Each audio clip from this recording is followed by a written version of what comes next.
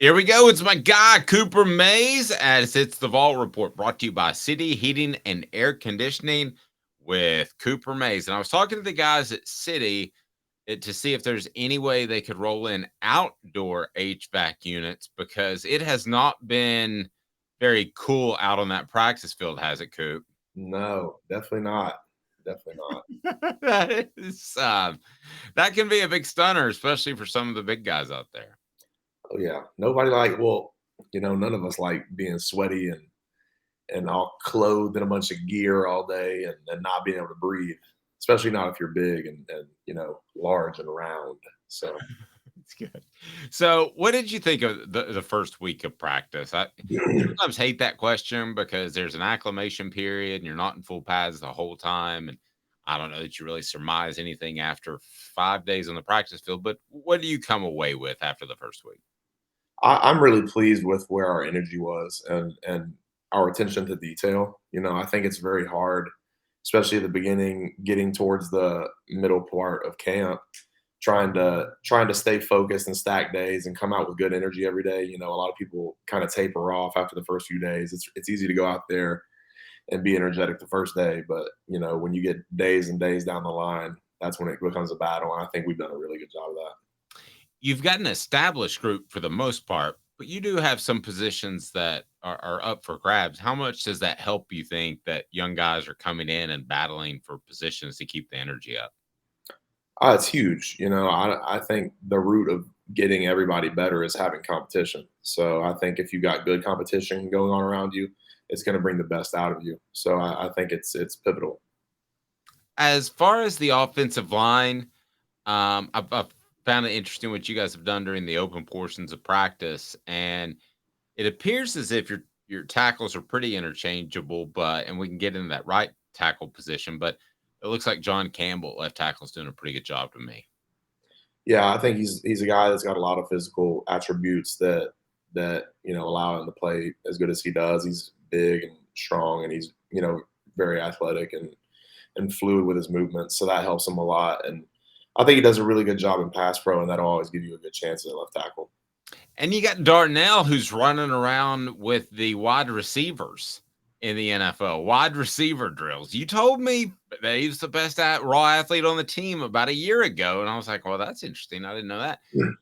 But yeah, what do you think about him running around in wide receiver drills in the NFL? Yeah, I think it fits Darnell. I think if there was one person that this would happen to, it would be him. But yeah, definitely a crazy athlete, and kind of tried to tell everybody about it before people kind of knew. But I wish people would have appreciated it more because he's not somebody that's easy to come by. A player like him is very rare. And he's looking like a once a decade or once a generational type of player. And saying something at Tennessee with your all's offensive line history, that's a pretty strong statement. Yeah, no, there's not many top 10 picks that come around. So I'm glad we got to appreciate him while he was here. There you go. Absolutely. And then, you have to fill in for Darnell at the right tackle position. If you can just kind of talk about that group. And I think we talk about Mincy and Crawford, but you got Dane Davis battling there too. Your thoughts on the right tackle position replacing right? I think it's going to be really productive, and it's something that's going to boil down to how they do this camp. It's a position that just got open this year. So basically, whoever goes out there and has the best string of days and puts it together and is consistent, that's probably who will get the job. So more power to whoever battles that out. Do you remember, like, during, I know there was an injury along the way a couple of years ago, but do you remember during camp when you kind of established yourself as I'm going to be on the playing field, and early on you played a number of positions? I would say I knew. I don't know. I knew my sophomore year that I was like a very valuable piece to the team, just because I felt like I brought a lot of energy and played the right way. I tried to play in a way that I helped people around me, and I tried to bring a little bit of energy, and I helped our tempo a lot. So I felt like I made my mark, and I try to continue to make it. Speaking of making your mark and helping guys at left guard position, what are your thoughts there? What do you see it next to you on your left side? Ollie Lane, Andre Karich, Addison's working that a lot too. I mean, just we've got a lot of guys that know what they're doing and guys that just know that are trying to put it together but haven't figured it out yet because of one reason or another. But I think we're heading in the right spot. Like I said earlier, when you got competition, that brings the best out of everybody. So, you figure out what you got to get better at really quick if you have competition. It feels to me like depth is a strength. That if you've got some battles going on in a couple of different positions, and you've got guys that have played, even though you lost Darnell from last year, it feels like depth's a strength maybe more than this time last year. Is that fair? Yeah, I would think so. I mean, we just got our O line room is it's got a lot of people in it. So, you got a lot of guys that can take reps off of other guys and then like I said, there's more competition involved with that too. Especially when you've got guys like Darnell and Jerome leaving who have played just so much football. They've had their positions, whether it was where they were at. Darnell played left tackle one year and then right tackle the next year.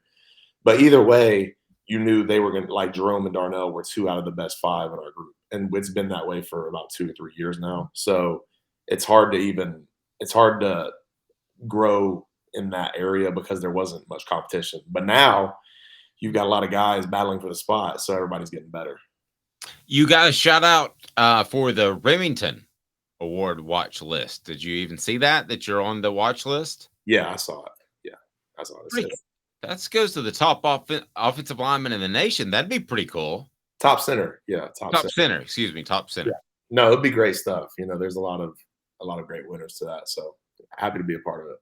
Well, and the thing is, offensive linemen don't win a lot of awards. So Yeah, when you win one, it means something, right? I think so. I think it's definitely not a bad thing doing that. But like you said, we don't get a lot of recognition. So it's good to be recognized. You could play like at a 95 or 98% throughout the year as far as grading out, and some people wouldn't notice. What's that like as an offensive lineman? It's only frustrating in and of itself because people while you grade out at 90%, there's somebody that doesn't know anything about y'all's offense that goes and grades it and grades you out at like 60. So like you could really your coach who actually knows about what you're doing, he'll grade you out and say you had a 90% this game. And then you'll look at some other grade and it'll be like, oh, you were a 62%.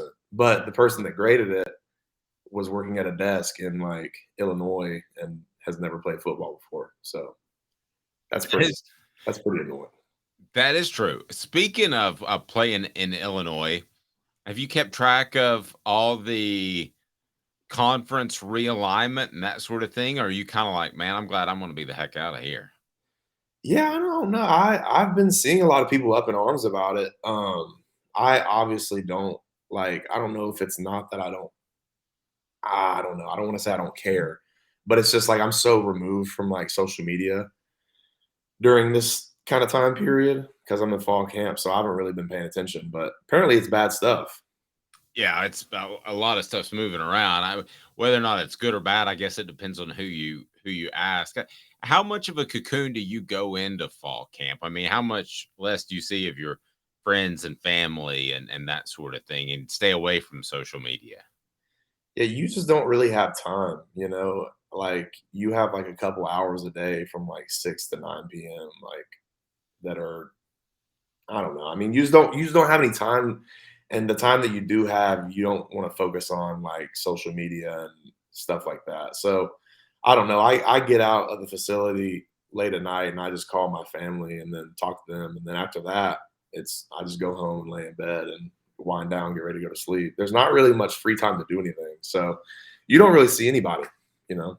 Yeah. So and you have to these darn podcasts every once in a while too. Sorry about that, but you what's your typical day like? Because they don't have really two a days anymore. But what does a typical day before school starts, especially, look like for you? So fall camp, really, I'm up by about 6 o'clock in the morning, and we'll be over getting getting into meetings a little after 7, and then you're practicing from 8:30 to about 11:30, and then from the rest of the day, you get about an hour break after that to eat lunch and do whatever you need to do, I guess, to rewind and calm down, and then the rest of the day up until about 8 or 9 p.m. is gonna be filled with workouts, rehab, meetings, various stuff like that, just sprinkled all throughout the day.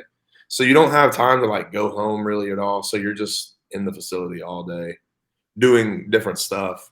So you don't have time to really do anything because when you do get home, you're just so exhausted, you're like, "Shoot, Imma just lay down in bed, maybe get on my phone, listen to music, watch a show, watch one show," and then you're out by about 10:15. I try to go to bed. Is it significantly tougher preseason camp, like a whole nother level than high school? I mean, were you taken aback as a freshman, like, whoa, this is different? It's just the attention to detail and kind of the just pure time consumption, really. Like in high school, you can't take too much of those kids' lives. You know what I'm saying? Like, which you Right. shouldn't. I mean, like, there's no reason why a 15-year-old kid should be in like a locker room all day. Like, like that just makes no sense. But when you get to college, I mean, it's basically your job. I mean, obviously you're a student athlete, but like you know how it is. Like this is a super big part of our life and our future. So, it's the hardest conference to play in for a reason, and you got to put the work in if you want to stay good and stay on top. So you were talking about when you figured out that you were ready to play and that you were a valuable part of the team for what you brought to the table. And there has to be that realization for everybody. And I found it interesting that Joey Halsley, offensive coordinator last week, he was asked if for whatever reason something happened where Joe Milton wasn't ready and you had to start the season with Nico, would you be ready? And he said yes. He said confidently yes, especially to be playing quarterback. What does that say about that young man, do you think? I think it speaks to how mature and the attention to detail that Nico puts in. I think Nico came in a very mature kid. I mean, he obviously takes his job and his craft very seriously. So being able to come in here and have your head on straight and have a good head on your shoulders is very valuable when it comes to college football because most 18-year-olds are coming into college not ready. Like, I mean, you're just not. It's just, and it's not their fault. You just don't Right. know. You just don't know what you don't know. You know what I'm saying? Like, Yeah. it's yeah. It's just you don't. You just don't understand it yet. But you'll figure it out.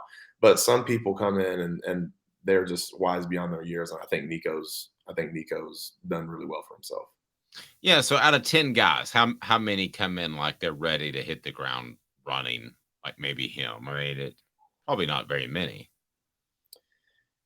Man, uh, that's a good question. It really just depends on the class, I guess. But most teams out of a recruiting class, you only have a couple guys that come in truly ready to make an impact at any position, really. I mean, it's very rare. We've seen it a lot more in recent years, but I mean, freshmen used to not even think about playing. You know what I'm saying? Like when I was a freshman, I didn't want to play for real. I was like, golly. I mean, I've got so much on my plate. I was coming off of an injury, and I was like, golly, these guys have been in the weight room for about 5 years, and I just can't compete. But you go out there and you realize that it's not as crazy as you think it will be. Like you go out there and you hype yourself up, and you're like, you think these guys are like NFL first round picks, every one of them. But you go out there and you just realize that you're just playing football, and it's hard. Yeah, the guys are better, but if you're a good player, you're going to rise up to your competition. That's pretty wild that you the way you put that. So if when did you get a sense in the off season that Nico had that maturity level that's pretty rare for freshmen?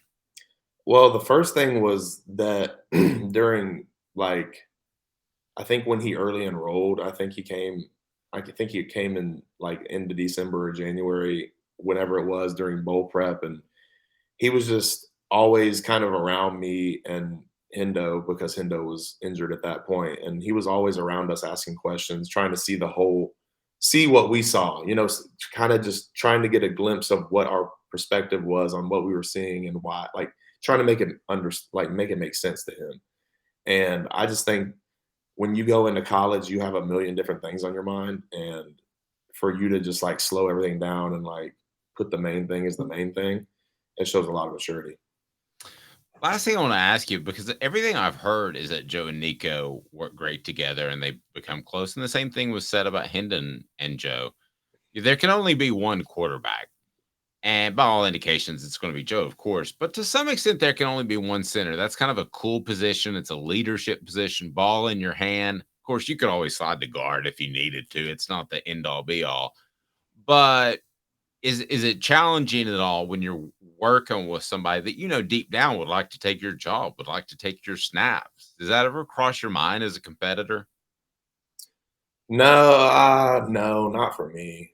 I don't know. I haven't really thought about that. I've just always been from the point of view where you always pay it forward, you know? I mean, I know I remember how it was when I came in as a freshman, and Brandon Kennedy was really great to me and everything. He never like withheld information or anything. And I just knew, going back, looking back on myself, talking about like you don't know what you don't know. I had no clue that I was ignorant on a lot of different parts of the game. Like I just didn't know that, and it wasn't my fault. It's just I hadn't been exposed to the information. And if somebody would have just said something to me, it would have made sense. But I had to figure out kind of myself. And I was like, you can save people so much time if you just open up perspectives for them. My favorite quote, I think you'll like this. It's not my favorite player, but it's my favorite quote from any player of all time was Kobe Bryant when they said, "Do you know the answers to the questions?" And he said, "I don't know the questions yet." You don't know what you don't know. Yeah, that's the same, practically saying the same thing. So he is incredible. The Vol Report with Cooper Mace brought to you by City Heating and Air Conditioning, cityheatandair.com. Integrity matters, 50 years in East Tennessee. For Coop, I'm Dave Hooker. This has been a presentation of Off the Hook Sports.